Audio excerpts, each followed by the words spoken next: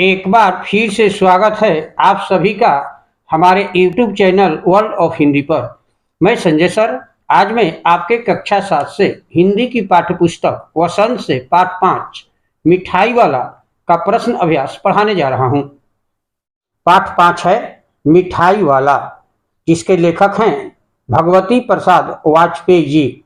सबसे पहले मैं प्रश्न अभ्यास की ओर चल रहा हूं। मौखिक प्रश्न है, निम्नलिखित प्रश्नों के मौखिक उत्तर दीजिए। प्रश्न संख्या 1 है, मिठाई वाले ने सोने के सजीव खिलौने किसे कहा? उत्तर है, मिठाई वाले ने सोने के सजीव खिलौने अपने बच्चों को कहा। प्रश्न संख्या 2 है, मुरली वाले ने कितनी मुरलियां बनवाई थी? उत्तर है, मुरली वाले ने 1000 मुरलियां बनवाई थी। प्रश्न संख्या 3 है, रोहिणी का मिठाई वाले को घर बुलाने का वास्तविक कारण क्या था? उत्तर है, रोहिणी का मिठाई वाले को घर बुलाने का वास्तविक वजह यह था कि वह सस्ते दाम का रहस्य जानना चाहती थी।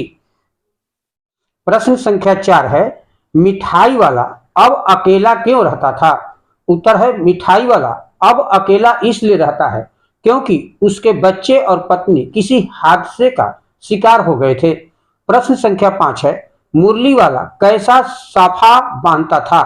उत्तर है, मुरली वाला बीकानेरी रंगीन साफा बांधता था।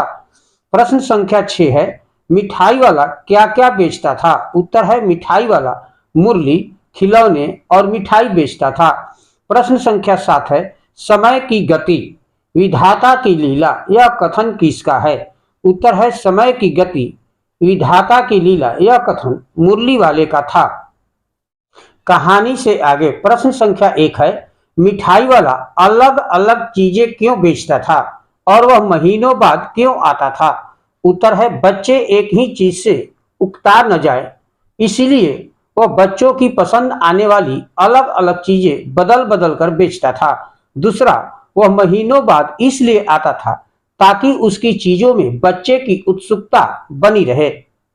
प्रश्न संख्या 2 है, मिठाई वाले में वे कौन से गुण थे जिनकी वजह से बच्चे तो बच्चे बड़े भी उसकी ओर खींचे चले आते थे?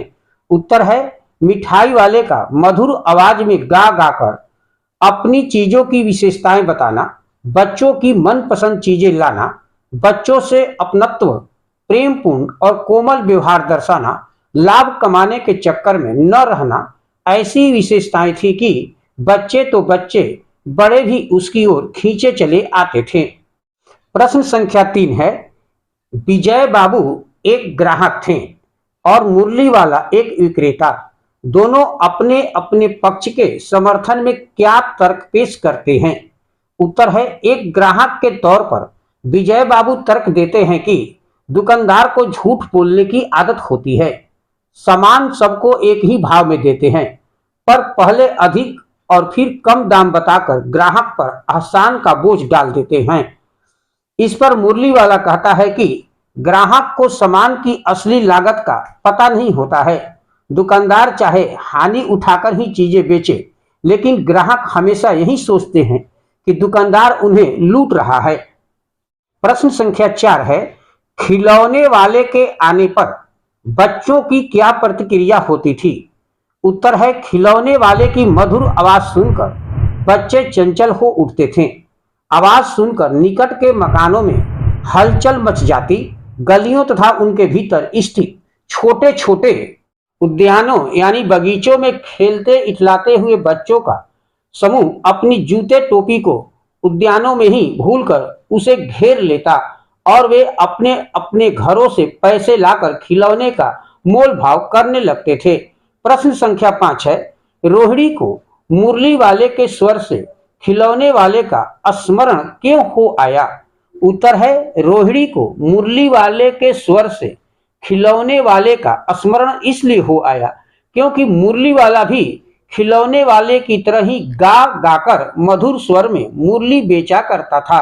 प्रश्न संख्या 6 है, किसकी बात सुनकर मिठाई वाला भावुक हो गया था? उसने इन व्यवसायों के अपनाने का क्या कारण बताया? उत्तर है, मिठाई वाला रोहिणी की बात सुनकर भावुक हो गया था। उसने इस छोटे से व्यवसाय को अपनाने का कारण यह बताया कि इससे उसे अपने मृत बच्चों की झलक दूसरे के बच्चों में मिल जाती है। बच्चों के साथ रहकर उसे संतोष, धैर्य और असीम सुख की प्राप्ति होती है। प्रश्न संख्या 7 है, अब इस बार ये पैसे न लूंगा, कहानी के अंत में मिठाई वाले ने ऐसा क्यों कहा? उत्तर है, अब इस बार ये पैसे न लूंगा, कहानी के अंत में मिठाई वाले ने ऐसा इसलिए कहा क्योंकि एक तो पहली बार किसी ने उसके प्रति इतनी आत्मीयता दिखाई और उसके दुख को समझने का प्रयास किया। दूसरा, उसे रोहिणी के बच्चे चुन्नू मुन्नू में ही अपने बच्चे नजर आए। प्रश्न संख्या 8 है, इस कहानी में रोहिणी चीख के पीछे से बात करती है। क्या आज भी औरतें चीख के पीछे से बात करती है? यदि करती है तो क्यों? आपकी राय में क्या यह सही है? उत्तर है जी हाँ। आज भी भारत में कुछ पिछड़े गांव और स्थान है जहां औरतों को आज भी पर्दे में रहना पड़ता है। ऐसे में वे चीख के पीछे बात करने को मजबूर होती है। हमारी राय में यह पूर्णतया गलत है, क्योंकि स्त्री पुरुष दोनों समाज के आधार हैं।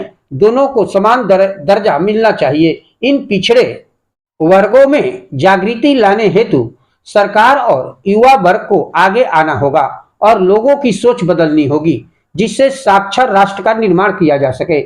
इस प्रकार की प्रथाएं हमारे देश की छवि को भी विश्व पटल पर धूमिल करती है। इस पाठ का यहाँ पर शब्दार्थ मैं लिख दिया हूँ और इस पाठ में जितने भी प्रश्न और अभ्यास है उसे अपनी कार्य पुस्तिका पर अच्छे तरीके से लिख लीजिएगा और उसे याद करते रहिएगा। Thank you. मैं संजय सर।